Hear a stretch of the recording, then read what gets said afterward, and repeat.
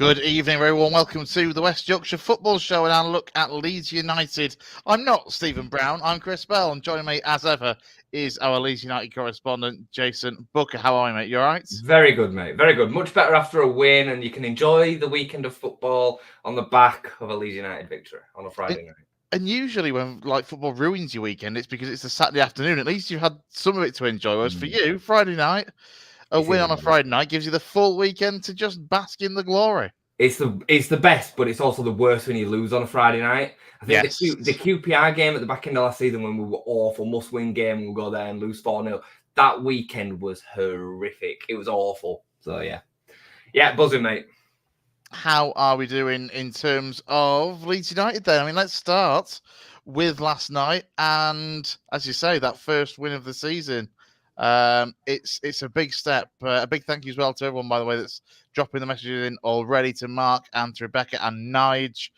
Do get your comments in on YouTube and on Twitter as well as Facebook. Jay, last night, look, beforehand, and I remember I was talking on the Monday night show about how difficult Sheffield Wednesday, Hillsborough on a Friday night could be. It didn't actually end up being that difficult, did it? No, it didn't. I mean, I think going into the game, we were a little bit more optimistic because of the Sheffield Wednesday performance against Sunderland. Yes. Sunderland are looking like a real force as it stands. It's only early days, but they are looking like a bit of a force. So it's hard to know where that kind of measuring stick was, but they were poor against Sunderland. The unknown French manager whose name I completely hashed up earlier. A bit of a butcher, mate. Absolutely. But I think, at the end of the day, Friday night, Yorkshire derby, at Hillsborough, it was always going to be a bit of a tough game, or in kind of planning and in thought, it was going to be a tough game. A few of us on the show have put Sheffield Wednesday in and around the top 6 this season. I did. I thought they'd be in and around. And having now seen most of the Sunderland game and the Leeds game, I actually think they're probably going to be in for a long season again. I'm sure Danny Rowe can hopefully master for them something again this season, but they weren't great. But also, it has to be said, Leeds were very good. They pressed them so far back. I mean, there were a point during the first half, I think it was before we even scored, where they basically had everybody within 25 yards of their own box. We had Joe Rodon and Pascal Schreich 20-25 yards in their half. They were that deep. But I think it were a lot to do with the way that we were playing, and it didn't look like we were struggling to get through the low block, which is good. We were creating opportunities, we were creating overloads. Few key performances that we'll get into that I thought that made that possible. I think individuals were definitely a big part of it. Looking at Jayden Bogle, looking at Brendan Aronson for helping with that, because what they didn't do was slow the play down. Much better, and defensively we were solid. I mean, they had a one backwards header in the second half that kind of brushed against the side, and that side we limited them to pretty much nothing. So, overall, mate, fantastic away performance. And it were, back-to-back clean sheets in the league. Really good to get off the mark with a win. And we are in a better position this season as compared to this time last season. So we have to take the positives, mate. We have to take the positives for sure. You mentioned the low block. Let's be honest, that's been something that during Daniel Farke's time hasn't always been easy for Leeds to kind of get through. You look at games last season where, like a Blackburn that came and set up shop and nick something. It's not always been easy for Daniel Farke. So encouraging to see that play out the way it did last night. Yeah, I think it's definitely been our Achilles heel. I was hopeful with some of the things that I did see during pre-season that we'd kind of put some plans in place to sort that. But you can only take so much from pre-season, because I don't think the teams that we played were setting up in a way that most championship bottom end teams would set up in a low block, especially away from home. At Ellen Road, it was a little bit different because we would usually carve out that chance. We scored a lot of goals earlier, which then changed the game plan for most teams anyway. But away from home, Huddersfield away, not Blackburn away, Sunderland away, they did a very similar thing. Preston away, we didn't take maximum points against any team in the bottom 7, I think it was, with the exception of Plymouth. Plymouth were the only team that would beat home and away in the league last season, and every other team would drop points against. Rotherham away would drop points against away. I remember that Friday night well. Yeah, we were together, weren't we? Yeah. So, we did drop a lot of points against the teams in and around the bottom, especially away from home. So it does have to be something that we look at. And I mean, I don't even know if Sheffield Wednesday was so much a low blocking intention. I don't think Danny Rowland has sent them out to it was more the high press from Leeds that it was, rather than almost a tactical plan.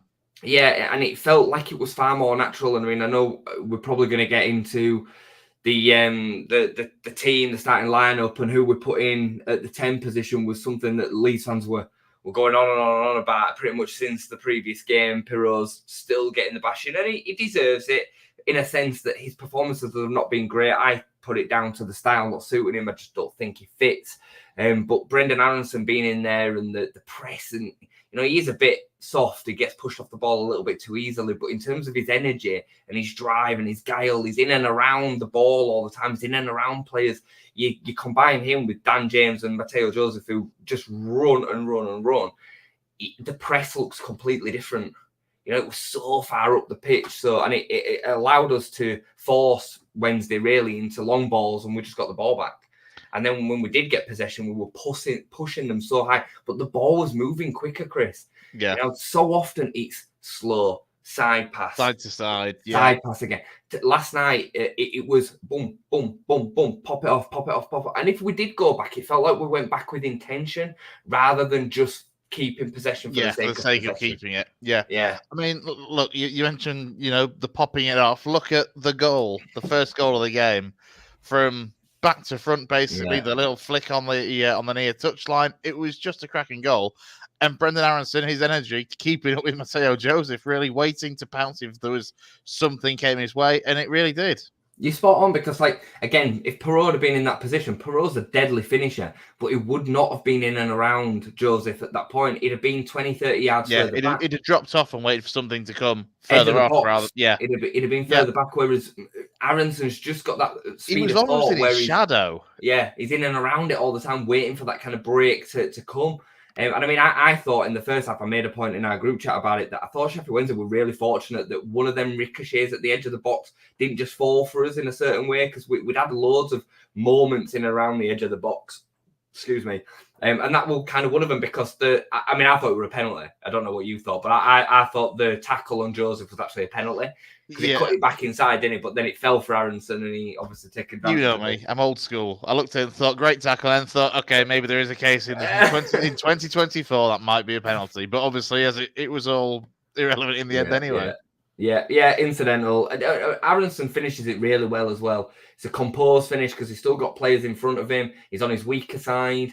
I'm really buzzing for him. I'm really happy for him. I've always thought this season, when he was kind of integrated back in, that he would be a key player this season. I think he's just too good for this league. I'm not saying that he's a Premier League player. I'm not. But his pedigree, he's an international, Bundesliga, he's played, Premier League, he has played.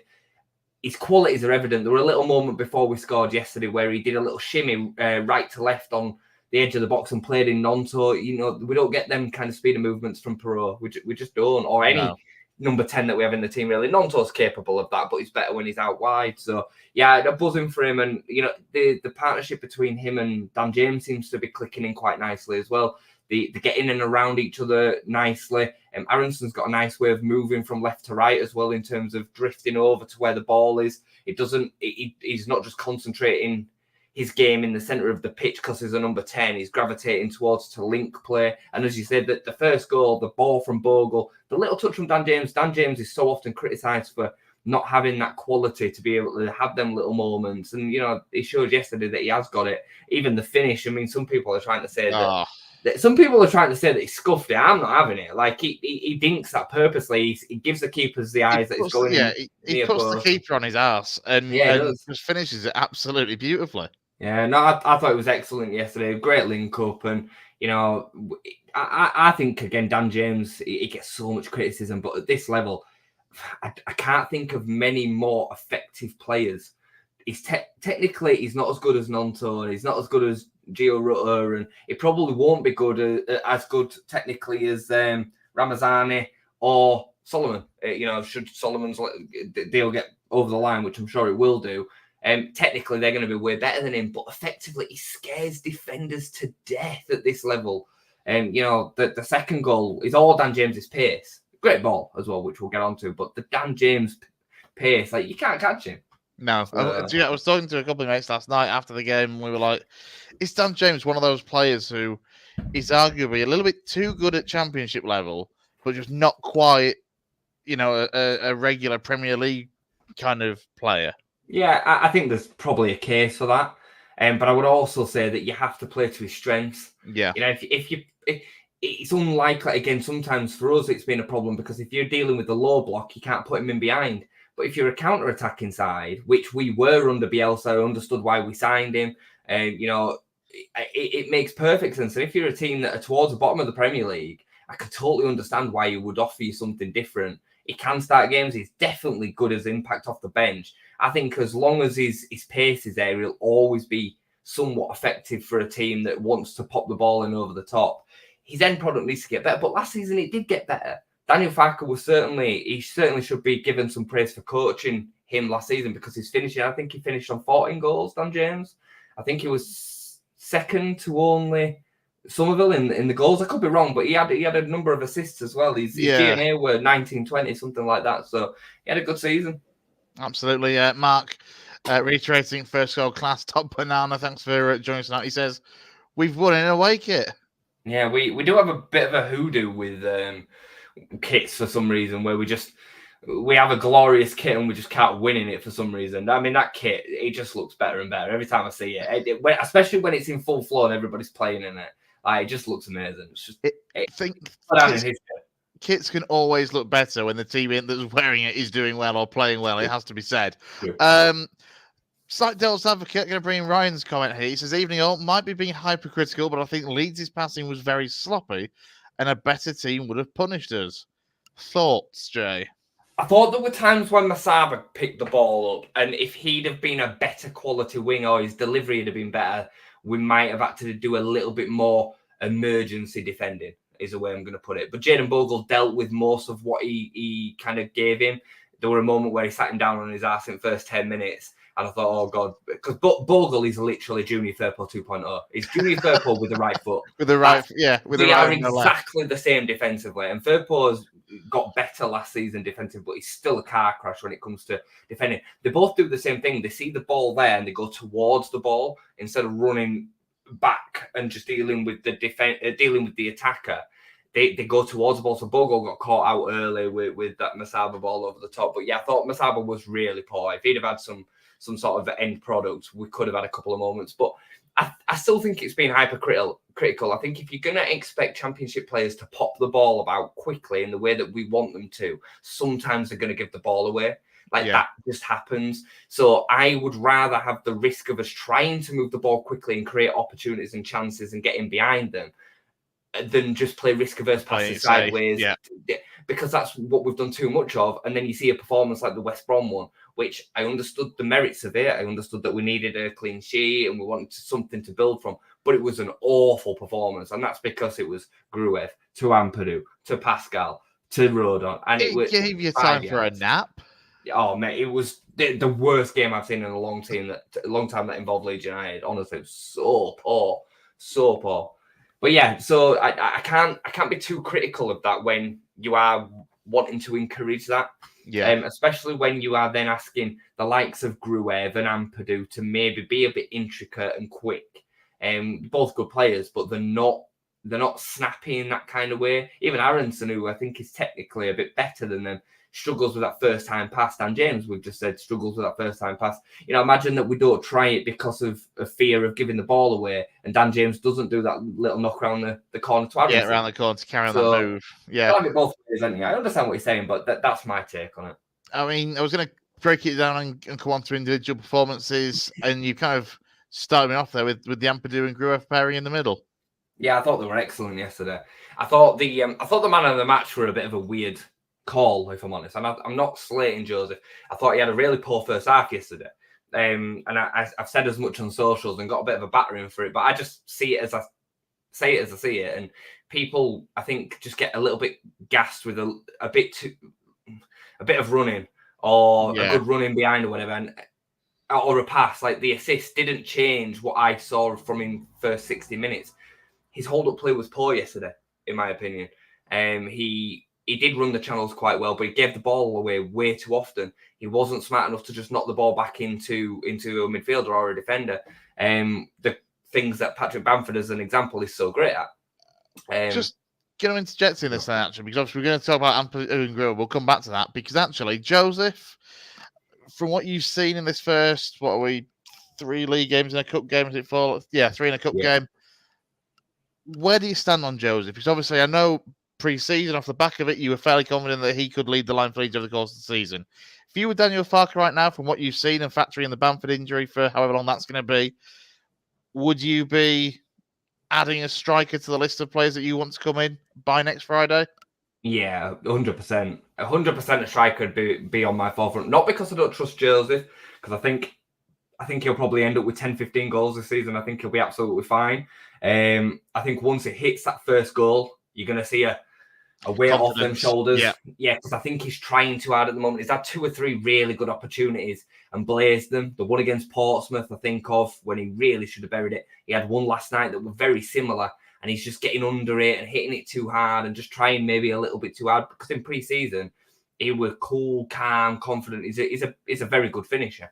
But I would, because he can suffer injuries. He had an injury at the beginning of last season. He's young, and to expect a 20-year-old striker to play 46 games as your main man in a promotion campaign, I think is a little bit negligent, if I'm honest. Negligible? Negligent? Anyway, you know what I mean. It works. Yeah, you know what I mean.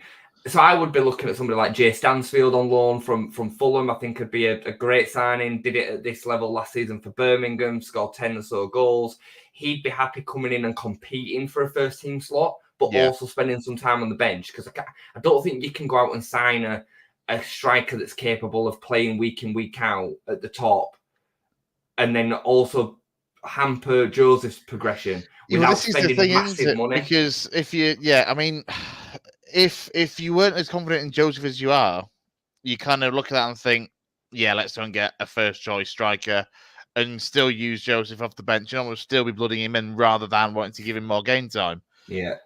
But to get promoted is that possibly, playing devil's advocate for a second here, actually is that the way you need to go to try and guarantee, and nothing ever is in the Championship, but try and guarantee a top 2 spot? Is that going to be the difference though, actually?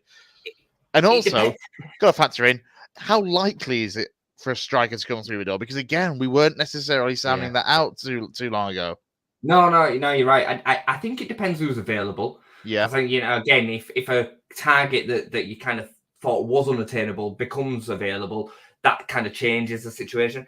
I think if Patrick Bamford was fully fit, like I know a lot of Leeds fans don't like him, but everything other than putting the ball in the back of the net, which I know is important, I've been speaking about this now for 5 years, he's still the best striker at the club at it. He is. Yeah. He runs the channels better than anyone else. He holds the ball up better than anyone else. His press is better than anyone else. He's still capable of all that. I understand why we should move him on and get rid of him, but the fact's how we can't. He's on 40 grand a week and nobody's going to take that contract on. So we are stuck with him.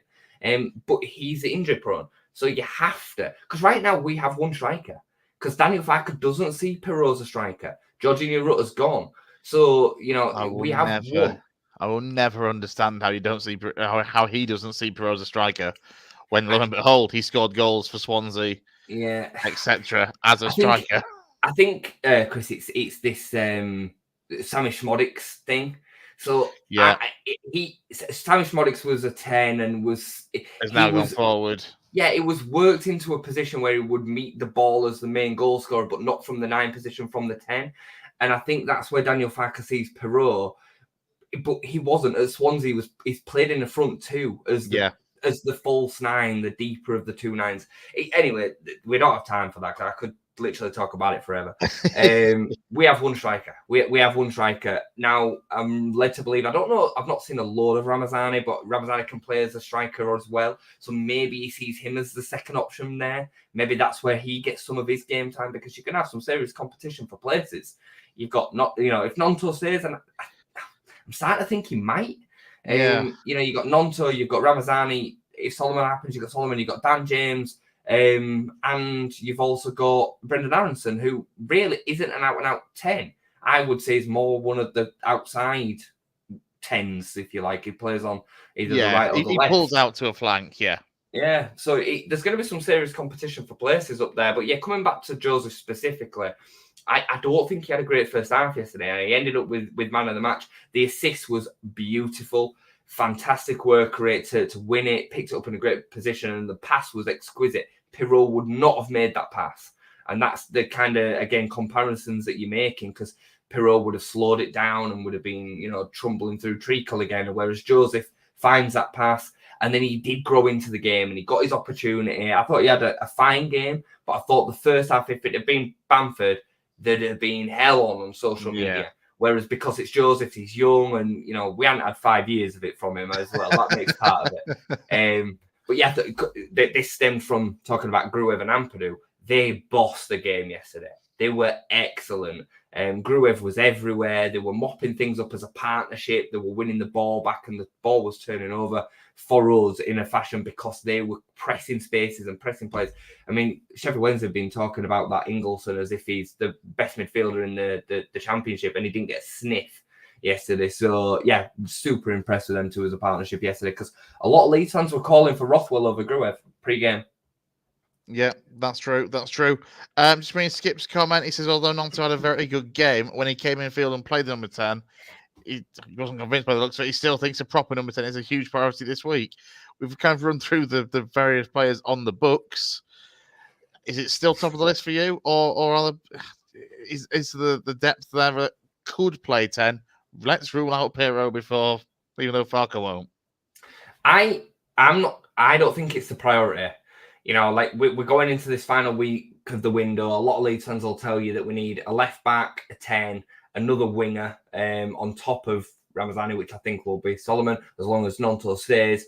A 9, a lot would say, as we've just said. For me, the priority should be an 8.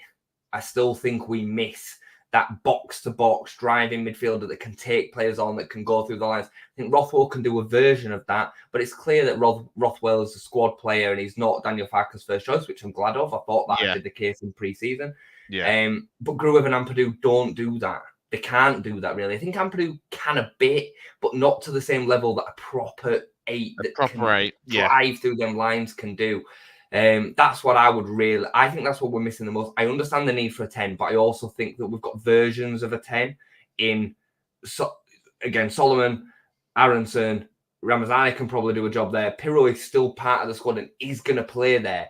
So you have to consider him as one of the options. You can't then sign another one on top of him, really, unless he just gets game time as the 9. So, yeah, it's a tricky one. We'll come to incomings or more on incomings in a moment. But in particular, speaking of 10s, Ilias Chair. Yeah. Somebody that was once again being linked with a move to Elland Road. I mean, thoughts? I mean, shouldn't he be in a Belgian prison by now? Or is that a slightly touchy subject? I mean, honestly, again, if you want to talk about things off the field and why we should or shouldn't sign players, we've done it in bucketfuls this week with Ilias Chair being linked again. I think it's pretty much factual that we were in for him last summer and we ended up not going. I think it's probably to do with the case that we ended up not getting that. I think the same goes for Leicester. I think we both wanted him and we both decided, you know what, that's a bit of a dodgy ground. We'll leave it alone. But yeah, we've obviously got him being linked and we've got Solomon, who is dividing fan bases because people, again, they're getting upset and angry. Situation because they're getting upset and angry about things that they don't understand. Yeah, and let's be honest, as a footballer, you can't help your nationality. Yeah, exactly. I mean, there is other things involved in Solomon, which we won't get into. But for me, I just see it very much a case of, look, he's a professional footballer and he's paid to do a job, do that job, represent the club right, of course. And I haven't really got a massive problem with either of them, if I'm honest. I maybe that's just the fan in me saying I just want good footballers. I don't know, maybe.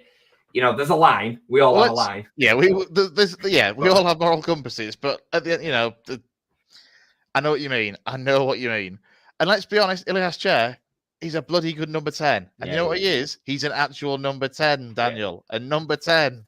Yeah, he's very similar to Samu Saiz. That's the kind of comparison that I would give to Leeds fans in the way that he plays, the way that he carries the ball, the way that he plays between the lines. It'd be a fantastic signing. And again, he'd be one that we could get done for probably peanuts in comparison to some of the big figures because of the there situation. are pros and cons. Yeah. There are pros and cons with players with, Exactly. backgrounds and field history, shall we say. Let's be fair, Chris. I mean, there's been several upon several players that have come back from doing way worse. Yeah. And I mean, I weren't there. I don't know what's exactly has gone on. He might be completely innocent in the situation. We don't know. So I just think, look, if the club believes in him, just come and play football for Leeds United. If he's the man that they identify as the player that they want, I'd be buzzing with it. If I'm honest, I'd be delighted with Cher as a signing. Look, I know we want to kind of try and wrap up by 10-ish, so we'll rattle through the last few bits that we got to talk about. Incomings. Let's talk about Largi Ramazani. I mean, what a tremendous name that is for commentators up and down the country for a start. Yeah, I mean, had a pretty good season in an Almeria team that ended up getting relegated last season, but personally, he was kind of their main man. You can see from the social media kind of the way that they portray him on social media as the club, the goodbye message that they sent to him. The fans seem to love him. He's an exciting player. He knows this country well. He came through the ranks at Charlton and then went to Manchester United.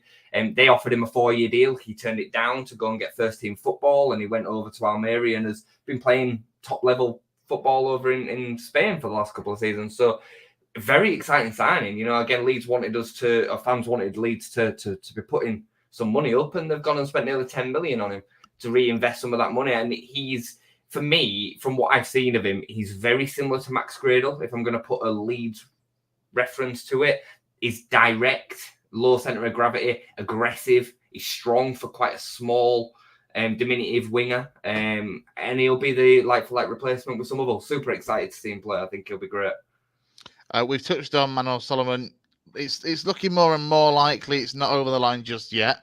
A potential departure, Verber? Yeah, Verber, I mean, again, he's been on and off links all summer. Daniel Farke has been adamant throughout the summer that he's going to stay. He's come into his office and said, I want to be part of this. I want to be part of the squad. I want to play. And when things like that happen, that 9 times out of 10 means that they're going to bugger off at some point, doesn't it? Ultimately, Mönchengladbach haven't got the money to buy him, and I think that's why he is still here. Now they're talking potentially about another loan. I don't think that'll happen. I think it'll be a permanent sale if he goes this time.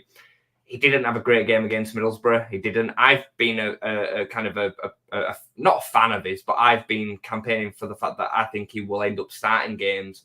Happy to say I could be potentially wrong with that, but I think this is an Austrian international who is a top quality centre back, and I think he'll want to play. And the facts are is I don't think he's going to end up being first team choice unless there's an injury to Pascal. So it's a real tricky one for him, because do you have him just sat on the bench? But we then would need a centre back reinforcement. Yeah, this is exactly what I was about to say. Was all well and good letting him go, but lo and behold, you then need to replace him, and that's just another player to add to Daniel Farke's increasing list of demands for the 49ers before next Friday's deadline. I mean, the squad is so threadbare. We haven't really touched on it on stream, but I said to you before we came on, the game of the week, and we have Bamford injured, and we have Verber injured, and we end up with 2 goalkeepers and three Alex Cairns. If he's on an unused sub bonus, he'll be laughing at that, because he wouldn't have expected to make the bench against Sheffield Wednesday. He probably wouldn't expect to make the bench too often this season, but there you are, having to name 2 sub goalkeepers just to fill a bench. Well, along with also Debayo, Chambers and Crew, who haven't started a league game between them, and Debayo and Chambers have not touched the pitch yet for the first team on in a competitive game. So it's a problem. Yeah, it's a real problem, because you can't turn to the bench and do anything. Yesterday, really, we had Pirro and Rothwell. They were the only 2 players that we could look at to really change that game. Or if we needed to change that game, they'd have been the ones that we look at. So Byron were on the bench as well. But you get what I'm saying. It's a real problem. If ever you mention naming 2 goalkeepers on the bench, you got a problem. A squad's already threadbare. You see managers doing that just to make a point to those above and those at the board level of, look at this squad. I might name 2 subs just to fill it. Daniel Farke, please. It was really clear in the post-match interview, Chris. He basically said, there will be signings over the next few days. He didn't say they should be or they could be. He said they will be. They will. I think there'll be 3 probably before the window shuts. They could even before. I still wouldn't be surprised if we go back in for Ljubicic. I don't think that'll be dead at all. I know there was comms that came out the other day that said we've walked away from it. I think we'll go back and make that one happen because it's clear he was the man that we wanted for the midfield role. We're shopping in a certain market, relegated clubs with minimal time left on contracts. Ramazani, Ljubicic, even Rothwell and some of these others. It's clear the kind of market that we're shopping in. Bogle, 1 year left on his contract, relegated from the Premier League. I thought Wilder's comments were hilarious the other day on that, by the way. I've not seen that. No. We won't talk about him now, but go and see him because they were hilarious. He's just pathetic, is the man. He's honestly, he's beyond belief pathetic. But yeah, Ramazani was linked with, in January 23 with a £40 million move to Everton. And it shows you the value you can get if you do wait on and make the recruitment happen in a way that you want it to happen, because we've got him at snippet really at 10 million quid. And, Jack Clark going to Ipswich as an example for 20 million. 20-ish, yeah. Yeah, I think Jack Clark's a good player, but he's already bombed at the Premier League and ended up having to go back down to League One to rebuild. We have no idea whether he's that good or not at Premier League level. We think he probably will be. We don't know that. It could be a case that we've got the better of the 2 signings if you pair them 2 like for like as 2 left wingers. Especially considering the fact that we've paid 10 million quid less. So I think it's shrewd recruitment, but it was a long time coming. We needed it. I must say, digressing, I know here, I think Ipswich are going about this transfer in quite an interesting way because they're getting players in who might not necessarily be good enough to keep them this time around, but will almost certainly, if they just keep all of the squad, which you think you reckon they would do, will actually put them back top end next season to go straight back up. The Ipswich fan base have been, I think, insufferable this summer. They've been awful to see them. But you know what? They got promoted and they're happy to get it, right? I can't help but feel that whichever club stayed down would view... Probably. Yeah. I get that. But I made the point in the summer that they were going about it the same way that Luton went about it. And that they were recruiting to be really strong should they go down. I don't think that's an unfair kind of point to look at. I think with the exception of Calvin Phillips, I'd say every other signing is a top championship player. And we saw what happened with Luton. They went down and now they're struggling. So it's a weird one. And I'm not saying that they'd be exactly the same, but I don't see their recruitment strategy as one that is going to keep them up. I think Commando Brozier could be a really good signing if he stays fit. If we can get, is that over the line? I'm not sure if it is. I don't know. I thought it was pretty much done. It looks like a good one. But that aside, they've just got a championship squad. And Ben Johnson's been getting absolute pelters today. Muric, I think, is a terrible goalkeeper. He looked awful for Burnley, and then they go and spend even more money on him. It's bizarre for me. I think they're in real trouble, if I'm honest, in terms of having any chance of staying up. Just digressing on Ipswich, but yeah. It's fine. We do that on here. It's what we do sometimes. Final kind of thought that we noted down to talk about. Bit of a strange side note. Liam Cooper's technically not left the club yet, has he? However, allegedly might be on his way to the KC Stadium. Yeah, obviously came through at Hull. So it'd be quite a nice return for him in some sorts, considering the fact that he's a big Leeds fan, got the big move to Leeds and has built up a fantastic career at Leeds United. I mean, he's had an unbelievable career, really, when you consider most Leeds fans thought he was League One, as the League One Liam expression was coined. I just find the whole thing bizarre. And I can't believe for a second that he's had a fallout with the club. I just don't believe that. I understand that he's still not rejected the contract. It would make more sense if he had fallen out with the club. Yeah. Because then they'd just be like, nothing to say, whatever. But in the fact that Leeds haven't put anything out to say he's officially leave the club, likewise, he's put nothing out personally. Yeah. And he hasn't signed elsewhere yet, but looks like he might well do. He's still saying good luck to the players on social media before the first game of the season, marching on together and all this. But no communication from anybody. I mean, bear in mind, we've assigned a new captain. We've gone through all that kind of process. This is not just somebody that came in and out of the door for a couple of years. Liam Cooper were 10 years in this August. long time at the club. Fantastic captain. Captained us, I think, over 200 times. Like he's one of his longest serving players. Modern day terms, he's an absolute legend. The farewell that Ayling got and the farewell that others got before him would have been nothing in comparison to a Liam Cooper exit. And yet he's not going to even get a proper send-off. And I find the situation a bit weird for him as well. He's 32 and he's 4 weeks into this season without a club. It's just really, really... I don't know whether he was hoping that the Saudi move would come back because he turned down a move to Saudi last summer. I don't know if that was maybe it. It was rumoured with Blackburn. It was rumoured with Sheffield United. None of them happened. They went in different directions. And now it looks like it's going to pop up at a hole. And I'm hoping that once the deal does get confirmed wherever he goes, that Leeds give him a proper that's when there'll be the heartfelt messages, etc., from the club, from the other players and that sort of thing. Yeah, so it's a strange one. But to be fair, weird.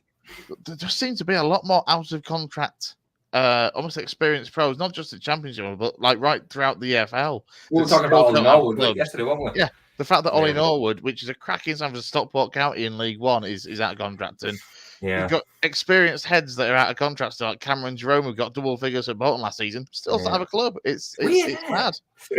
I can only think that maybe moves to Saudi or Qatar is the reason for that, because I've never seen it like this summer. Never. It is very odd. Very odd. It has to be said. Well, anything else? Any other business for now? I think on Monday, or you'll be back on Monday at least. Yeah, I think on the round table. For now, I think that's pretty much it. Everything's kind of plateaued. Great to get a win. Great to see some action in terms of transfers. Because my God, did we need it? Some exciting signings coming through the door. What a week this could be as well. It's going to be a big week for Leeds. I said to you boys way back now, Leeds will be super active during this window, and it's kind of gone up and down like this in my thoughts, because 1 minute it looked like we were signing nobody, and then everybody started to leave. And I think this week's going to be very, very busy for Leeds on incomings. We might see a situation with Nonto where somebody just thinks, God, we're desperate. We need... Look at Everton, 2 back-to-back thumpings, by the way. And they are the main player in the Willie Nonto saga, really. They could come in. I won't be going anywhere near them. They are just awful. But yeah, whatever it is, get cash up front. Yeah, don't take a check. That'll bounce. Yeah, I'll bounce. Yeah. I think it's going to be a big week for us. I'm excited. I'm looking forward to the rest of the season. I was really buoyed by the performance. And yeah, onwards and upwards, mate. Onwards and upwards, hopefully. So quick overview of what's ahead this week then as regards to West Yorkshire Football Show. Monday night, I think Brownie's back from his holiday. He'll be back with yourself, Jay, and the rest of the lads for the roundtable discussion. I will be somewhere on the M5 on the way back from sodding Yeovil in the National League. So I won't be there on Monday night. But then Friday, our deadline day special. We haven't talked about it, but I'm saying it now because we are going to do it somehow. Yeah. We did it, I think, last summer. We did it in January. And it's a long one, but we enjoy it anyway. What day do we close? Is it the 2nd? Or is it the Sunday? It is Friday. It is Friday the 30th. All right. Okay, Jesus. Closer than I thought. Hang on. Actually, it doesn't sound right, but I Googled this the other day. What we're going about? It won't be at the weekend, will it? Because that won't make sense, surely. Summer transfer window, 14th of June to the 30th of August, so it shuts on Friday. Interesting. Yeah, we'll definitely sit up for it, won't we? Like we always do. I mean, was it Jade Nancy that we sat up till about 1:30 for that to actually get over the line and confirmed? Last summer couldn't have been any worse. In fact, I mean, in hindsight, it was good for us because we had a lot to talk about from a West Yorkshire perspective. Because the only drama on deadline day, because if you remember, last deadline was so bad. Like there was no deals. There was nothing going on because it was like the whole of the world of football stopped, and the only teams really that were involved were Leeds, and the Sinistera leaving Thorpe Arch, then turning up at Bournemouth 5 hours later, and then it's off, it's on, it's off again. Now Jaden Annersey is involved. It was awful. It was carnage. That's what kept us going, though. And to be fair. Look, I don't want to mention this in front of too many Leeds fans, but I'll say it anyway. Look, Huddersfield, they've when me and Steve met Kevin Nagel yesterday, he was like, we will be in the market in the final week, so I'm expecting something from them. Bradford, obviously the Jake Young move might happen, so it might actually be a very busy week, not just for Leeds, but across the West Yorkshire region. Yeah, fingers crossed, mate. Fingers crossed. Looking Give us forward something to to it. talk about instead of keeping an eye on where Peter and Wingy's going to turn up. Deadline days are always exciting, are they? Always exciting. I mean, yeah, I think it's one of those you kind of grow up with it, and the media over the years has just hyped it up more and more. Yeah. Where I still, it's like Christmas for me now. It shouldn't be. I'm 34 years old. I should be more mature than this, but it's just the way it goes. Alas, we're not. Yeah. We're absolutely not, and we'll be streaming for 7 hours on deadline day. And on that note, we will wrap this one up. As I say, Jay and the rest of the lads will be back on Monday night with our usual Monday night roundtable. Big thank you to everyone who's got your comments on. Don't forget, if you like the video or if you're catching up later on, give it a like and feel free to comment on it as well. We always welcome feedback. We're on X and on Facebook as well. Just search for the West Yorkshire Football Show, and we're also on TikTok as well. Yeah, apparently so. Cheers, Brownie, for that one. And on that note, enjoy the rest of your evening. Have a very good Sunday tomorrow. Myself and the rest of the lads will be back next week. We'll see you soon here on the West Yorkshire Football Show.